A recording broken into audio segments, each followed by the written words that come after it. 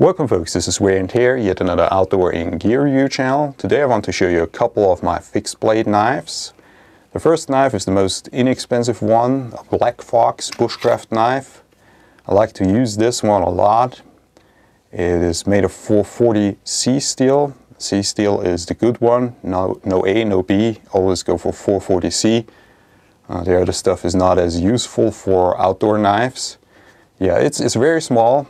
It is excellent in the hand. It is perfect for striking a fire steel. The flat grind, it cuts wonderfully. I took it out for batoning. It's very easy to resharpen. So 440 C steel. And this one is my primary outdoor and survival knife, the Gerber Strongarm. I've shown it numerous times. I did a video review years ago on it. A lot of hard use on that knife, a lot of abuse as a pry bar. It's made of 420 high carbon steel, and the 420 high carbon steel is even tougher than the 440 C steel. It holds an edge not quite as well as the 440 C, and it's not quite as rust resistant, but it is rust resistant, especially with the coating. So this is not the most excellent knife as a knife, but it's the most excellent all-around survival knife I have. Excellent ergonomics, great grip, a strike pommel to break things up. So really a lovely knife, extremely nimble, handles extremely well, good sheath system that I have mounted to my backpack right now. An alternative to this knife from Gerber, also 420 high carbon steel, would be the Gerber Prodigy. It comes with this bulky sheet that I don't quite like, but has pretty much the same blade shape, the same overall size, very similar weight. The grip, the ergonomics are not quite as good in my opinion. They just restrain you a little bit more. It's kind of a little bit of a sticky surface. I think it gets stickier if it's exposed to certain chemicals and sweat over time. Don't like that much. The surface texture of the Strongarm is much superior. But this one is a little bit more inexpensive. Before I had the Strongarm, I had a Gerber LMF2 infantry knife, but it was too big and too bulky without giving you a lot more cutting real estate. Now this one is the most special knife that I have. I've never used it. It's the Fox Miles Combat Trooper. It's much bigger than the other ones, but still in a neighborhood where it's practical to actually carry it outdoors without drawing too much attention either.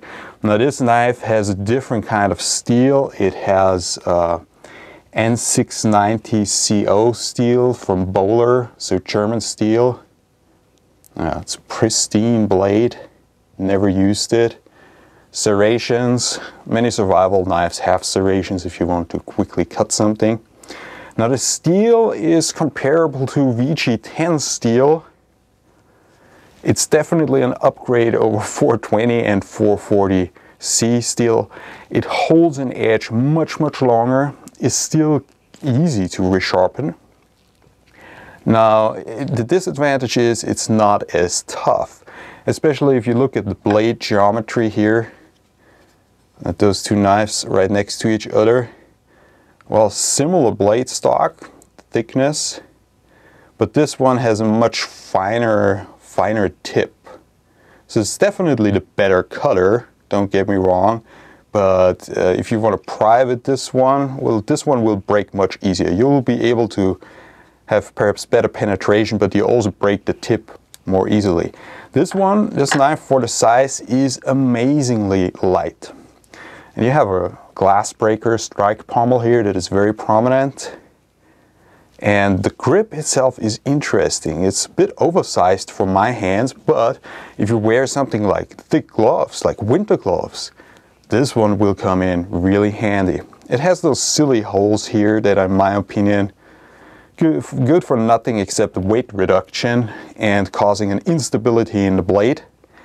But those are of course so you can turn your knife easily into a spear, which is an absolutely silly take. I mean, it's a knife, it's not a spear. It's incredibly valuable as a knife. You don't want to destroy it by using it as a spear. Just make yourself a wooden spear if you really need a spear. The sheet system, this is not quite Kydex, it's like plastic. The sheet system on this one is a little bit annoying. I mean, it really holds the knife in, but getting it out is very hard on this one. So inferior sheet system, but this knife is definitely expensive. It's like 200 bucks.